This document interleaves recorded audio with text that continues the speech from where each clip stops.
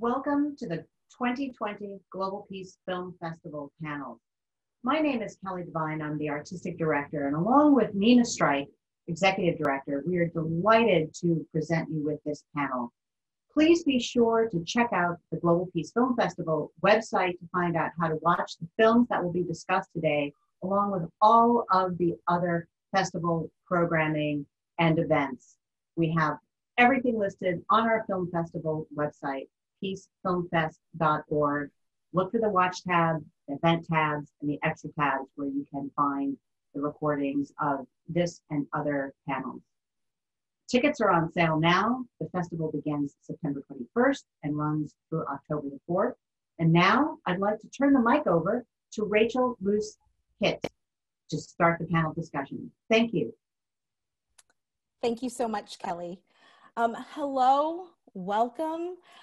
First, I wanted to thank Kelly for turning that over here, thank all of our presenters for being here, and especially all the viewers for tuning in to watch this panel today. My name is Rachel Lucy Hitt, and I am the Education Director at the Holocaust Memorial Resource and Education Center of Florida, located in Maitland, Florida. And I feel very honored to be here in the presence of our filmmakers, our panelists, because each of these very special films really connects to the mission that we have at the Holocaust Center. And that's really to use the history and lessons of the Holocaust to build a just and caring community free of anti-Semitism and all forms of prejudice and bigotry. So looking at the challenges and issues throughout history and that are going on today are a really important part of what we do. And so I know that not everyone has had a chance to watch all of the films yet.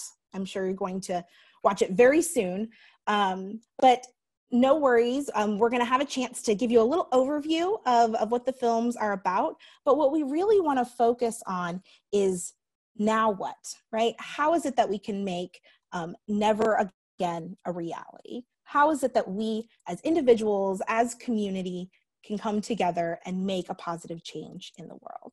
So I want to make sure to give each of our panelists a moment to introduce themselves, tell us about who they are, the film that they've made, and why it's so important for people to watch it. And so I thought maybe we could start with June and then maybe go on to Paul and then Andrew. June, would you like to start us off? Sure. Thank you, guys. This is a wonderful festival. We're honored to be a part of it. And I'm happy to be here on the panel on behalf of our director, Vanessa Roth, and my co-producer on the film, Andy Friendly. I am the founding executive director of USC Shoah Foundation, which was established by Steven Spielberg in 1994 after his experiences filming Schindler's List, with a mission to allow survivors and witnesses of the Holocaust and other genocides to become educators for future generations. And this film grew out of that because we, Liberation Heroes, The Last Eyewitnesses, focuses on the eyewitness accounts of liberators and liberation witnesses. And I've lost my complete train of thought. So I'm just honored to be here to share the film with everybody and to be a part of the panel. Thank you. Paul, would you like to go next? Hi, yeah, thanks very much, Rachel. I'd like to also echo that. Thanks so much for inviting me to be part of this panel. I can't tell you how pleased we were as a team to be able to be involved in this fantastic festival. My day job is as Professor of World Cinemas at the University of Leeds. And the main thing that I do at the moment is I run a program called Changing the Story, which looks at how arts and heritage organisations can be used to support young people to kind of actively build civil society in post-conflict settings. And we're doing that in 12 countries across the global south, from kind of South Africa through to Cambodia, through to Colombia, all over the place. And the main thing that we do is look at how participatory arts can be used to actively engage young people in kind of taking ownership of their own development pathways in order to kind of actively shape the world around them. So it's about advocacy, it's about the amplification of voice. And at the heart of that is also, with the nature of it being kind of post-conflict, is the need to engage in difficult pasts. So that's really, so interestingly, we've also done various projects with, in particular, the South African Holocaust and Genocide Foundation, using various participatory arts there to kind of engage in their program, which is very much about trying to kind of change people's behaviour from being bystanders to upstanders. So it's very, I'm very pleased to be able to engage in this kind of wider discussion for that purpose. My main thing of interest is participatory filmmaking. So for many years now, I've worked with young people doing a whole range of different participatory film projects, helping them to use film to reflect on who they are and to advocate for change in their lives. So this particular project, at first they don't believe, Surviving the Khmer Rouge, emerged from that work. One of our projects is based in Cambodia, and we were working there with trainee teachers. And this particular project kind of emerged from that. It was about kind of looking at the way Cambodian society has attempted to confront the past, which is very interesting because they've brought the survivors into the kind of the legal process in various interesting ways, and sort of allowed them to kind of be sort of public witnesses to what went on in the past. And that's been a kind of pretty controversial process because in terms of kind of national catharsis, it's been very useful in lots of ways. But a lot of the people thought they were going to do, if they were going to do this, they were going to get real reparations for their past suffering. And when they meant reparations, they meant money.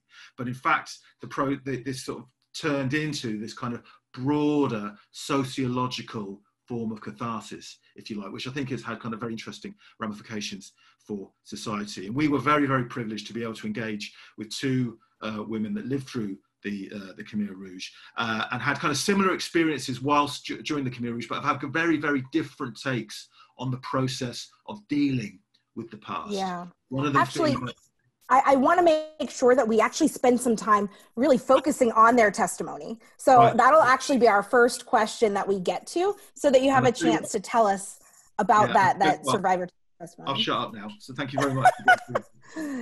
Thank you so much, Paul. Andrew, would you like to introduce yourself? Sure. I'm Andrew Goldberg. I'm the executive producer, director of the film Viral, Anti-Semitism and Four Mutations. It's a look at anti-Semitism on the far right in the United States, on the far left in England, from the government in Hungary, and from the community. We don't say Muslim, and we don't say jihadist or anything inflammatory like that. We do say it's largely from people of Muslim origin. A lot of North Africans have been engaging in anti-Semitism in France. So those are sort of four ideas that we explore in the film. I really want to thank the festival for including me in this. It's exciting. And you know, the goal that we have as journalists is to inform. We're not activists. I'm not an activist, but I do believe that an educated populace is in the best position to make the best decisions for itself, and that ignorance is really one of the great problems that we face today. I've generally made films about public affairs issues over the years, a lot of bad news. And years ago, when I brought a story about cats to PBS, they didn't think I was serious. They couldn't believe I would make a show where people weren't being killed or dying or harassed or exploited. I never made the film about cats, but it is something that I hope to do. It would be called Cats Are People Too. We can get to that another time. And thank you so much for having me. Thank you so much. Oh, goodness. I love this group already. You know, as I was watching all of the films, I noticed some common threads that ran through them all, right? And part of it is that all of them were asking humanity in some way, in some shape or form, to bear witness to testimonies of victims, of survivors, of liberators, across atrocities, across genocides, right? And that these films have a really powerful way of showing the complexity of how discrimination proliferates in its many, many forms. And Paul, I didn't want to cut you off before. It's because I wanted to actually give you a lot more time to talk about this, because I think it's very important. And, you know, my first question I wanted to direct to you, but of course, when you're done, I would love for Andrew or June to jump in as well. But something that I noticed in your film is how you utilized personal testimony and narrative, right? And there are survivors in the film that talk about how their experience of actually testifying what you were talking about, right? Actually going in front in a public setting and sharing their often horrific experiences was a piece of healing for them. And that in and of itself, just the recognition and the validation of people hearing what they went through and understanding their suffering was a piece of that healing. But I'm curious that as a filmmaker, why it is that you chose to really center those testimonies as your film, right? As its main core. Thanks, Rachel, and please don't tell me I've got lots of time, because I'm difficult enough to shut up. Just cut me off when you need that. Fine. This project forms part of a wider project called Changing the Story, and there's a clue in the title that central to what we are doing is exploring the power of narrative and the importance of narrative for a whole host of reasons. On the one hand, the sort of the catharsis of narrative, the importance of allowing people to speak and to tell their stories on their own terms in their own ways, in order for them to be able to kind of change the terms of engagement within society for them. So that's one of the reasons why testimony was a kind of key element within the film. But it was also largely driven by testimony because this was the choice of the people involved. So we are participatory. I'm a participatory filmmaker that was very much rooted in kind of collaborative co-development of film projects. So there were several collaborators in the films. There were the two women that were willing to share their stories of their experience of the Khmer Rouge. They were kind of key collaborators in this. But then there were a whole bunch of other collaborators, not least trainee teachers, that were really interested in the importance of telling the story to the next generation. So that kind of nature, that sort of notion of the importance of story in terms of not only healing the individuals involved, but also trying to heal society, or trying to kind of hold society to account, was also central to the reason why we wanted to just basically allow them to tell their story on their own terms and give them as much space as we could. So that's one of the reasons why we thought this would be a really good way of doing it. But what's also interesting is that I think that the film shows how there is a kind of contrasting relationship to the past that emerges through the stories and emerges through the power of storytelling. Yeah. So on the one hand, you've got one woman who sees this as an incredibly powerful act. It did heal. It did help her to kind of deal with the trauma of the past, with the loss of her family. It allowed her to kind of reconnect with her family, and you see that through the wonderful kind of like narration that she builds through the photographs that she has around the house. I mean, it was incredible. None of that was planned. So we went to the house, we were starting to kind of develop the story, and she just started kind of pulling the pictures apart, right? And kind of, so she started to draw the narrative together on her own and in her own terms on that visit. Whilst the other woman involved, Lee Kim Cheng, she went through the same process. She was kind of more reticent about telling her story. This might be because the story, she felt more kind of personally kind of affected by it. She was the victim of forced marriage as a young girl under the Khmer Rouge and found this incredibly traumatic. She did, I think, get something out of telling the story, but for her, this didn't just sort everything out. There was a sense of empowerment. There was a sense of kind of the story did help her get somewhere. But she felt, I think, a little bit less satisfied with the process of telling the story. It didn't solve all her problems, and she still feels embittered. And partly she feels embittered because she felt she was kind of missold, if you like, the nature of storytelling and the role of testimony in her own kind of relationship, in this case with the courts. What's interesting about Cambodia is that the victims were brought into the legal process. They were able to testify against the kind of head honchos of the Khmer Rouge.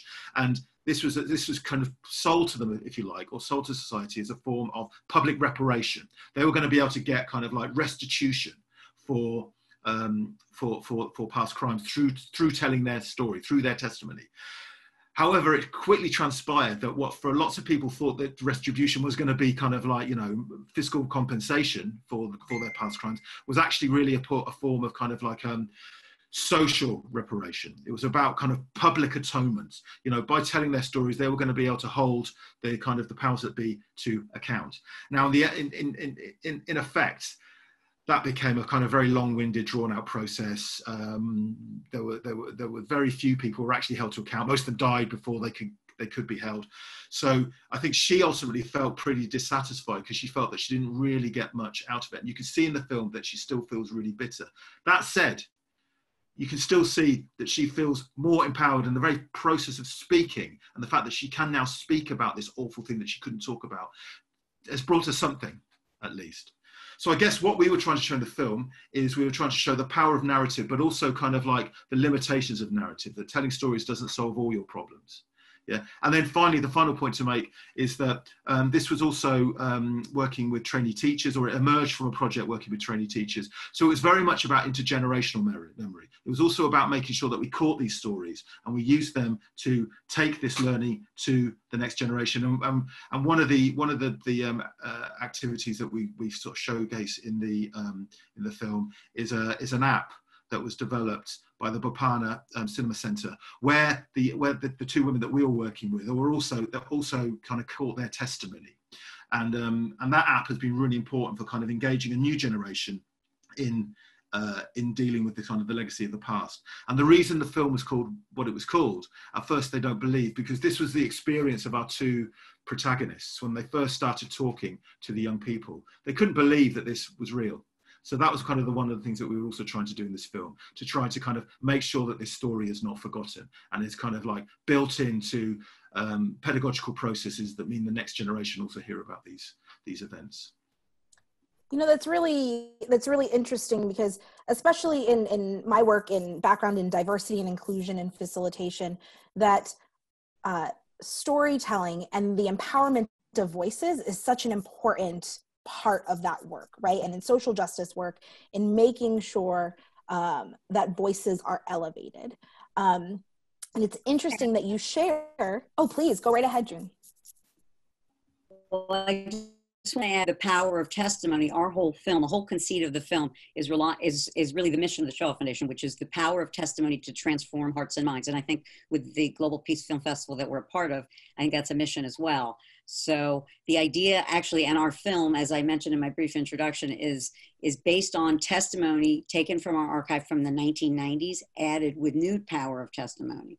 And the idea, and I think is for our film, is to give these witnesses a platform to connect with people, because the idea is that if you're a person and you're watching eyewitness testimony, you're making a personal connection, and then you make that personal connection and it transforms the way you think about things, and you connect with them in a way that touches you, and it builds empathy, and it then makes you want to be and, you know, make ethical choices and be an active participant in society. So that's sort of that's one of the whole, you know, missions and theses of our film. That's just one piece, which we'll get into the other stuff later. But I just wanted to come back on the power of eyewitness testimony to transform the world and build peace, a more peaceful world. I just wanted Absolutely.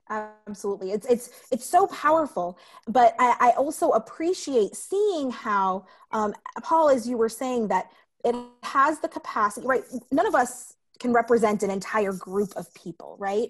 We are all individuals and we have our own uniquenesses and how we process and things. And so that the power of testimony can be a very healing one for an individual. It can be a very educational one and bridge builder for the listener, but that it doesn't always come without a cost, right? That the person that is sharing that is also sharing a piece of who they are or what they've experienced. And that can also be a very challenging thing to do, especially, as you mentioned, with the context of maybe not necessarily feeling that there has been proper reparations, right, in that particular case. And so when we look at that, just making sure that we balance and honestly honor the gift that they have shared, right, of their story. I don't know if Andrew, if you wanted to add anything to testimony or storytelling or narrative in particular. My position has always been that, you know, you don't want someone to watch a film and at the end of it they say, I learned a lot. You know, personal testimony makes people connect, aspire, breaks their heart, and it adds an emotional element and adds a connectedness that breaks it away from documentary or film being used as a tool to educate, or a film to which people say they watch it out of a sense of duty, to something that they watch out of a sense of interest, or something that can be transformational for them. And I think that as a viewer, you're only affected so much with data, right? With facts. And you know, we always, certainly as a journalist, right? So I'm a filmmaker, but I'm very much a journalist. You know, we struggle with the fact that testimonies are by definition partisan, right? They're the perspective of the storyteller because they're the storyteller's story. The intellectual, so to speak, is somewhat more dispassionate. So there's always a sort of alignment question you have as these go through. And you do your best. It's never perfect. But if we didn't have personal stories and testimonies and what have you, I think that we would have a lot fewer viewers. And that's not something that we want. So that's always been my story on the personal testimony. And you know, those testimonies and narratives, they have so much meaning on many, I would say on many levels, and for everyone involved in the process. But of course, that's usually after the fact, right? So sometimes I wonder, what about during? What about while things are happening? And so this next question I wanted to direct towards June to start with, and then of course open it up to anyone. But in Liberation Heroes, The Last Eyewitnesses, Michael Berenbaum talks about how much did people in the United States know about what was going on in Europe under Nazi rule control. How much did the US actually know? And he's quoted as saying, "Those that wanted to know could know. The information was out there." And so my question to you is, if we look at things going on in the world today, right, domestically, internationally, how well informed do you feel we are? Is the information out there? Are we listening? Are we acting? June, would you like to start us off? Sure. I mean, that has got to be I think the biggest challenge for all of us, because right now we're experiencing that with what's going on in the United States with immigration and things happening that are reminding us of what happened, you know, in the buildup to World War II and the Holocaust. And I mean, I think we saw a failure of the press before World War II and during World War II, in that the information was out there. I mean, for the regular citizen, maybe it was hidden on further pages of the newspapers. Certainly the leadership of the United States was aware of what was going on. We've learned that. But as anything, there's political, you know, everything is political, and there's reasons why. There's always a reason why things couldn't have been handled differently. I would say the average citizen did not know all that was going on because of the way that the press handled it. You know, I mean, there were stories, but I think, again, we're experiencing that now again. We all know what's going on with the immigration, with the cages and what's going on with those kids. Every day before I go to sleep, I'm thinking to myself, what can I do? How can I change this? And we're reliving it again. So, I mean, I don't know if this is answering your question, but I think in the case of World War II, there was a failure of the press. Leadership was aware, and part of the thesis of the film was our curiosity to say, how could this have happened? Who knew and when? You know, that's a big through line in the film. So I don't think we're going to have an answer except to say that I believe that it's the politics overrides human rights, and that's what happens. And I think it's happening again. And that as individuals, we do want to make a difference and do something. And I think one person can make a difference, but we can't control everything. So it's a dilemma that keeps me up at night. And I wish there was a good answer. I don't know if this is answering, but it's heartbreaking. I mean, in both of your films, I mean, of these other films, these same exact things, certainly with the Khmer Rouge and what was going on there. I mean, we, you know, the world knew what was happening, obviously. So it continues. It continued in Rwanda. It continues around the world. Ugh. Paul or Andrew, did you want to jump in on that? I could see, yeah, Paul, go right ahead. Yeah, I mean, I think, you know, I've had so many discussions about what does never again mean, you know? So never, how many times have we said never again, probably even in the 21st century, right? You know, this is a kind of a refrain. And sometimes you can see this is just as kind of, this is part of the human condition, right? We're always like this. We're always able to reflect in hindsight on what we should have done, etc. At the heart of changing the story is what we're trying to do is we're trying to kind of support people to raise awareness and amplify their voices in real time. Yeah, so that's one of the kind of key things that we're attempting to do. In my case, using participatory filmmaking. So the starting point for an awful lot of our work is when we work with kind of like marginalized groups wherever it might be. So for example, we've been working for several years now in townships in and around Johannesburg in South Africa. And the starting point for this work really was very simple. I brought some films we were asked to develop this project in partnership with a charity, the Bishop's Union Trust in South Africa.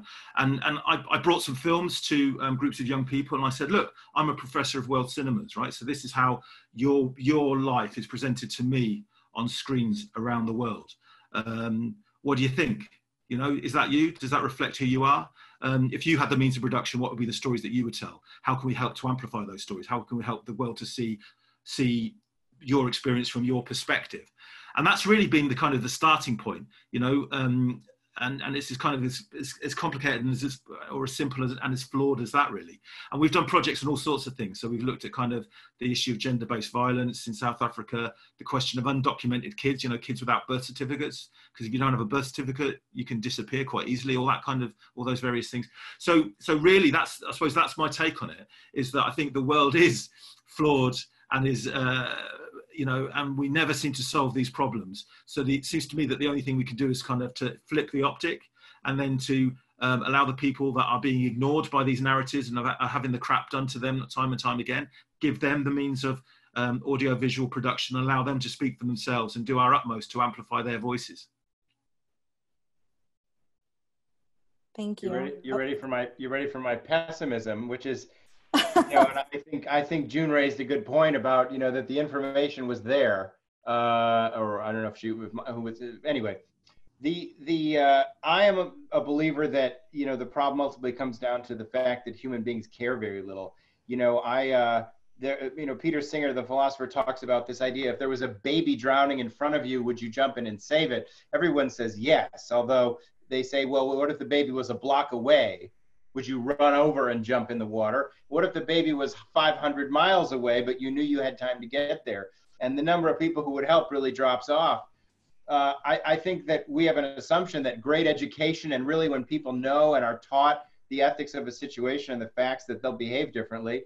You know, I know people who work at the Humane Society who eat pork chops, and they may even be Jewish. You know, I'm not a believer that education is going to, or news or journalism is going to fix much. I think it'll fix a little. And, you know, the good news is that if it helps one or two people or one or two animals, that's a good thing. But I love never again is now. I don't believe it. And maybe that's the problem with doing only bad news for so many years. And I think that the media, the news, so to speak, has failed us miserably. And I say that as someone who's worked in it for years. And, you know, I've worked for the news organizations and I've done my own films. And, you know, there's a real interest in being fair. Which is a complete distortion. You know, there was a decision years ago that Edward R. Murrow made a decision that it was time for J. Edgar Hoover's reign to come to an end. And when that happened, the media agreed with him and it was over. And, you know, this bizarre, strange behavior to legitimize two sides of an issue, for example, on whether or not our president raped someone, as if it's something that you need to negotiate, is very strange. And the position that the media takes is that the media, have the answer, and you, the victim, are the question. And this is a very problematic perspective, which is, I believe, how we wind up with all of the terrible situations that we're in right now. I think America is woefully uninformed. And if you ask people, who knows about the Holocaust? I had someone writing to me today on Facebook, whenever somebody sees me on Facebook, they attack me about Israel, as if I have anything to do with Israel. And I said to her, do you even know where Israel is? Because of course she doesn't know where Israel is. These attacks are just, rolling and rolling. And this is why we have this polarized society. And I think this polarization is global. And so I'm a terrible pessimist. But I get to eat Italian twice a week, and that makes me happy. I want to say that I see you're a pessimist, and I'm bummed about that. But I do want to say that I must stand strongly against saying that learning from eyewitness testimonies does not transform people. I think it does. Education does, and it does. It's not 100% foolproof. But I've seen it, and I've seen how people react to eyewitness accounts. And I know that if we had more of that, we would be in better shape. I agree with that. I just hold on to the idea that I don't believe there's a light at the end of the tunnel that is full brightness. I do believe what you say. And, I made a film about LGBTQI Americans some years ago, and a kid came up to me who said that I really changed his mind. And, this was a moment, he probably has long since forgotten that he said that to me, but it was very meaningful that, aha, it worked. Someone actually knows the facts. All I wanted him to have were the facts, and it led him to draw different conclusions than he had. So yes, I'm optimistic in that regard. I'm just not optimistic in the big picture of the human race. I have lost much of my faith. Well, I shall stop. No. Actually, we'll continue with you. Because I think your answer leads into one of my next questions, in that, as everyone mentioned here, if the information is out there, but not enough is being done about it, right? There isn't action upon it. Then what does that say about our society, right? To me, that is one of the signs of an unhealthy society. And Andrew, in your film, George Will talks about the questions or responses of an unhealthy society versus a healthy society. And so he says that in an unhealthy society with problems, the questioning response is, who did this to us, right? Which automatically is putting up a wall and othering, right? And it's all external focused. But he talks about a healthy society with problems, asks, what did we do to cause this? Right? And takes that, whether that's an individual, whether that's a society, right? What is it about our broken society? Because let's face it, even within the United States, Paul, I know you're not in the United States right now, but throughout the world, there's still racism and anti-Semitism and xenophobia and homophobia and poverty, these very, very tough challenges that we have. What do we need to do to become a healthier society so that we can at least begin to start, in my opinion, asking the right questions? Andrew, solve the world's problems. Listen, I always say that, I don't have the solutions to problems, except insofar as I believe, and perhaps caving in a little bit more to June's point, that I do believe that an educated populace can make the best decisions. Let's take the United Nations. The United Nations is a very screwy organization that a lot of people hate, but it does play a role in the world. And I remember I was there once looking at a beautiful room, and a Danish guy said to me, this room is a donation from Denmark, or maybe it was Finland. I'm terrible. I'd be accused of being a Scandinavianist, but for getting them wrong. And I don't know what the room is or the artwork or the thing. And I thought to myself in the moment, this is a country that has some faith in a system that at least in principle on paper wants to improve things, right? The idea of the UN, the concept is noble. I don't know that its effect is. And the United States, of course, won't pay the UN, right? So you have this example of one society that aspires to do better, that recognizes that introspection and pragmatism are how you move ahead. And then you have another country that has a gigantic resentment and acts like an enormous baby. And that would be the United States.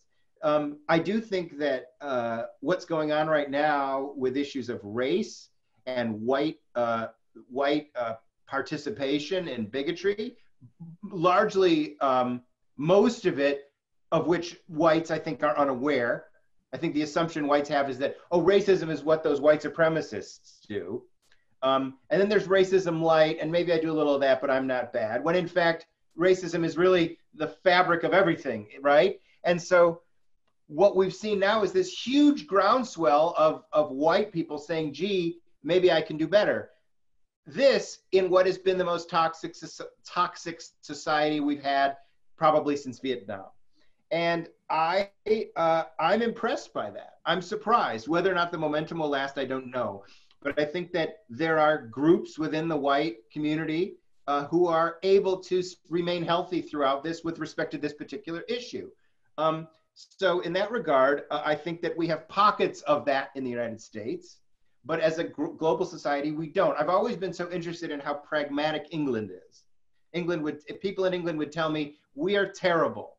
You don't even know how bad it is. And yet there's a certain logic and pragmatism and thinking through of things that goes on over there. I mean, I sat down with Tony Blair and I said to him, we discussed trading you for George Bush when he was our president because of how effective you were. Granted, we don't like the fact that he led England into war. That's another conversation. But and so I feel like it's the same idea that you have as yourself. For example, take an alcoholic, right? A really bad alcoholic doesn't want to admit they're an alcoholic. Another really bad alcoholic might say, I need to do better, I need to change. And that is reflective in society. So, you know, I hope things improve. I really do. You're on mute. Yourself. There you go. Which is what's interesting about Paul's film, the title, If at First You Don't Believe,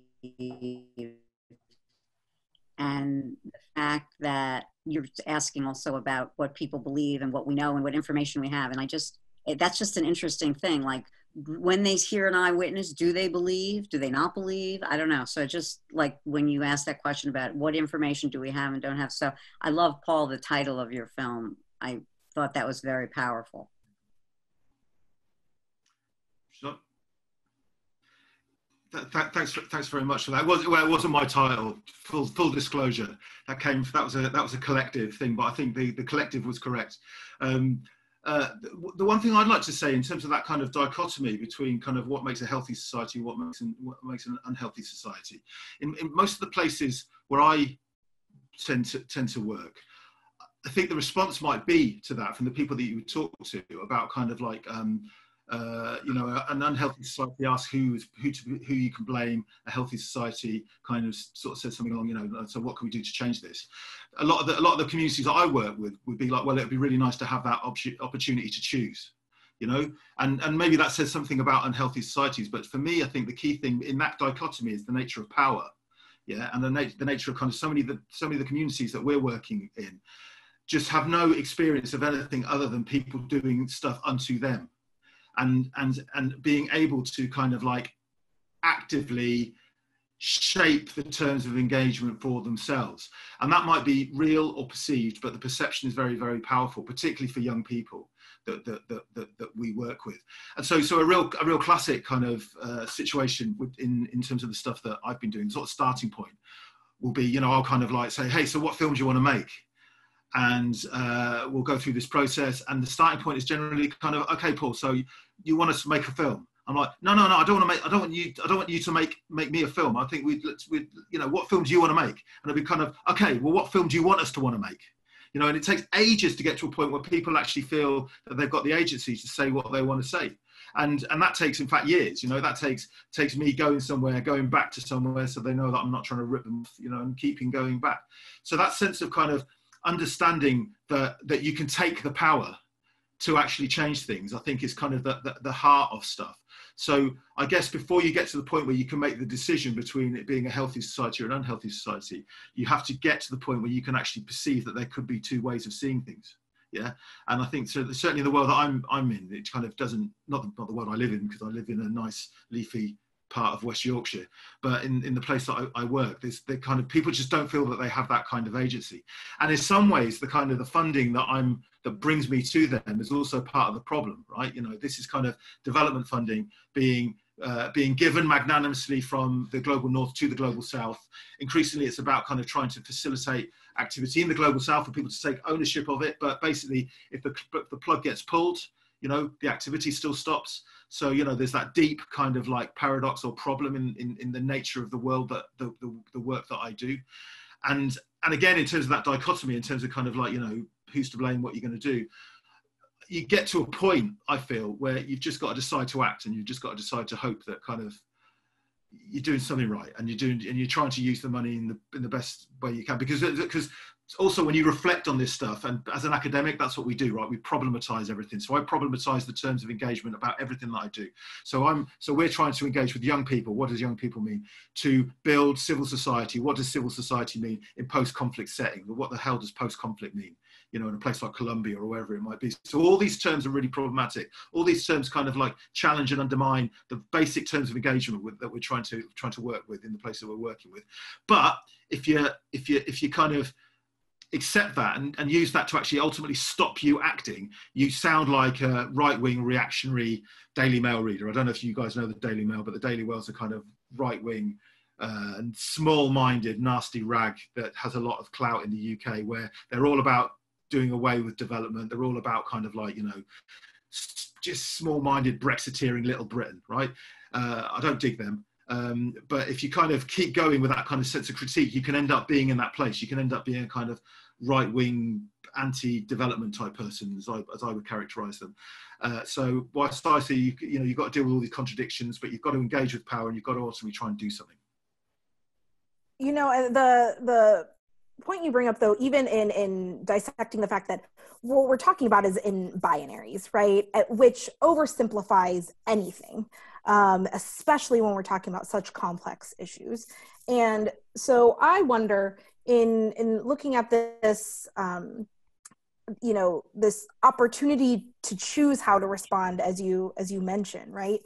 That what is the power and privilege behind being able to choose to be ignorant, right? With all the information that's out there, we have to be able to, what I talk about is doing like the inner work in understanding what is my role in this, even if it's something that's completely distanced from my personal life, that my actions or inactions speak a great deal to my own circumstances and points of power and privilege, right? And so it's a very big question, right? Without one answer. And I think it might actually be different for every single person if they so choose to want to try to make a difference. And so I think we only have time for one more question. And so I wanted to bring one in that one of my colleagues, Serena Ahmed, had posed to me as we were kind of discussing some of these pieces. And it really goes along with what the Global Peace Film Festival is trying to do, right? And especially with our work at the Holocaust Center in encouraging upstander behavior. And so to conclude here, and this will go out to all three of you, what can we do to become upstanders in our lives against such clearly complex systems of oppression? And what are some essential tools that maybe you have learned or picked up along the way in your filmmaking process that we can provide to our young folks, to adults alike, in our work in trying to move that needle of humanity for peace over hate? So that, I know, is a huge, huge piece, but I really do think every little bit helps in some way. And so I'm curious as to your perspectives on that upstander behavior and anything that you've learned along the way in your filmmaking process. Whoever would like to go first. I mean, I could just jump in quickly. Mine will be really brief. To me, what you just said about each person has their own economies or their own world that makes them choose how their focus of their life is going to be or what their needs are. And wars have been based on that, economies of lives, and, you know, World War II, what's going on currently in the United States. But I still think it's understanding the other. To me, that's the most important thing. And if we can provide tools to young people to better understand other people's experiences, I think that's the most powerful thing that we have to change the world and to, you know, and I think as a filmmaker, that's, to me, that's a big part of it. It's helping people understand someone else's journey. So that's my sort of take on it. I wish I had more wisdom on the subject. Am I up? Can you hear me? Oh, okay, yeah. I wish I had more wisdom on the subject. You know, I always wonder with my kids, what should I do to make them, or to give them, I can't make them anything. I can barely make them breakfast. But what can I do to, you know, to make them good citizens in the world? And, you know, for me, it comes down to, you know, journalism and politics. That's like how I sort of see everything. And, you know, when I hear that people are undecided right now, I'm mystified, because I don't, you know, the two sides of our politics are so far apart on so many things. Things that, you know, I thought even a far right-wing president would never support. And in fact, things on our far left that are concerning to me as well. And I don't understand why people have made a decision to not learn.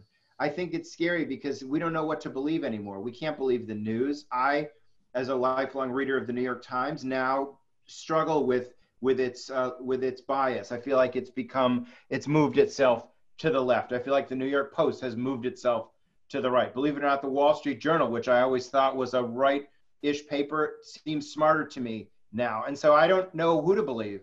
I have zero belief in places that I used to work, MSNBC and CNN. I have no faith in their ability to tell me the truth. And so as a professional news gatherer, I think I can get the right answers. But when my friends, you know, of a particular political persuasion forward me an article from their political camp, and it's a news article, I know that it's coming with bias. And I don't know how, as a journalist myself, to get, you know, I know I can try and get my message across, but I don't know, I worry about this. And it was great because we used to have these great gatekeepers, right? You had just a couple of news channels and a few newspapers, and that was where we got our information from, and we trusted them. And now it scares me. And I believe that this lack of information, right, back to June's point about teaching people about the other, this misinformation makes us further apart, not coming together. So we have two struggles. And I'm gonna try and remain optimistic because I have 3 kids, and I'd like them to, you know, to get to the finish line. Thank you, Paul. Yeah, so I think, Andrew, I'm with you on the pessimism really on this one. Certainly in terms of kind of what I think I can do, and I also agree with you that I kind of think that, you know, I spend a lot of effort trying to shape my kids into being good people. But how effective that is, I don't know. They seem to be pretty good people. And in fact, in terms of kind of, if I've got any hope for the future, it is kind of in that generation, because they seem to be way more switched on now than I was. You know, I've got a 14-year-old and a 12-year-old, and they kind of don't let me get away with anything. They're really kind of like, you know, I suppose you call them woke. But anyway, they're kind of, you know, that's really good. But in terms of kind of personal trying to change things, I don't know. I don't know if I'll ever affect anything particularly. We're all looking to you guys over the pond, hoping that you're going to get rid of Trump at least. And that'll be a little glimmer of maybe things are slightly changing. You know, we've got Boris Johnson here, you know, so we're not much better off than you guys. But you know, you're going first. So please sort that out for us, because the world is looking for you to kind of change the dial. But in terms of my work, what I think I try to do is we try to affect change by kind of longevity, by staying with it and to kind of keep going with things. And we see that kind of individual change where, you know, you can really make a difference for individual kids. And that's wonderful to see when you see a kid kind of like, you know, you know, working with us on a film, and this is a guy that's got nothing, and then he manages to get into a kind of film training course that he would never have had access to without kind of engaging with us or whatever. That's really, really good to see. We're then also seeing if we can use that stuff to affect kind of like policy frameworks. So that's kind of a way that you feel that you're going to affect some sort of change. And we've had a little bit of luck doing that here and there, but that's so ephemeral, you know. It feels, you know, it's sort of in terms of what are we really doing, and if we didn't do it, how much would the world be that different? So I guess I don't feel that we can do much, but just like I said before, even though it kind of everything's flawed and everything's problematic, you got to keep going, because the option of stopping it's not an option. Thank you. You know, I've always worked in education, whether that is K-12 or in higher ed most recently. And while I'm in the work, right, like I love those aha moments, right, and those really great discussions that can come about. But sometimes I really get stuck in the like, my goodness, there's so much wrong, right? Like, is what I'm doing making a difference? And I ask myself that honestly all the time. Right? Or am I doing it well enough? Am I doing this work justice? And I think with what I consider diversity, inclusion, and social justice work, the hardest thing is that you don't always see the rewards immediately, right? And so it's hard for me, and then I'm speaking for myself personally, to see those small incremental wins or changes. But when I personally take the time to step back and look at it holistically and see what my students have done over the past 10 years and all the great that they have accomplished. Or, I mean, honestly, as sometimes, Andrew, as you talk about like pessimistic views or things like that, right? We all do this work for a reason. And I truly believe that it does make a difference. And I'm absolutely positive that after watching this and people being drawn to your films, that it will spark something in someone. And so that is what I really cling to. I'm not so in the clouds that I don't hear, Andrew, everything that you're saying.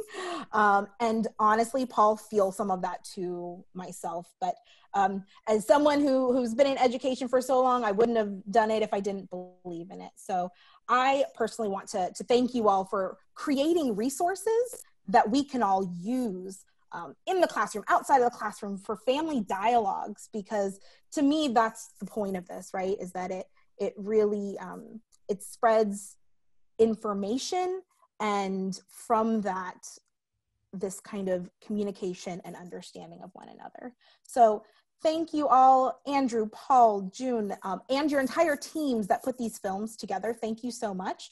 And to the Global Peace Film Festival and to the Holocaust Center for being involved in this. And I'd love to hand it off back to Kelly. Thank you, Rachel, and thank you, Paul, Andrew, and June. This has been an incredible discussion. Really brought a lot of perspective, and I think one of the other big things I would take away from the discussion is the importance of humility, even as we attempt to do big things. So I really appreciate this whole and amazing discussion.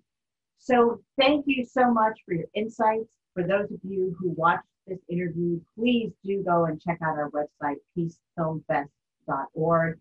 If there's a question you would like to ask of these filmmakers, we have provided a Google form called Submit a Filmmaker Question. It's very simple. You just need to give us the title, your question, your name, and your email, and we will facilitate the continuation of this discussion. We also are always interested if anything that you've seen at the festival inspires you to take positive action. Let us know either through our impact survey or by contacting us via social media. The festival is just around the corner. Tickets are on sale. Again, September 21st, runs through October the 4th. Thank you for watching and for your help in making our world a more just and peaceful place. We'll see you at the festival.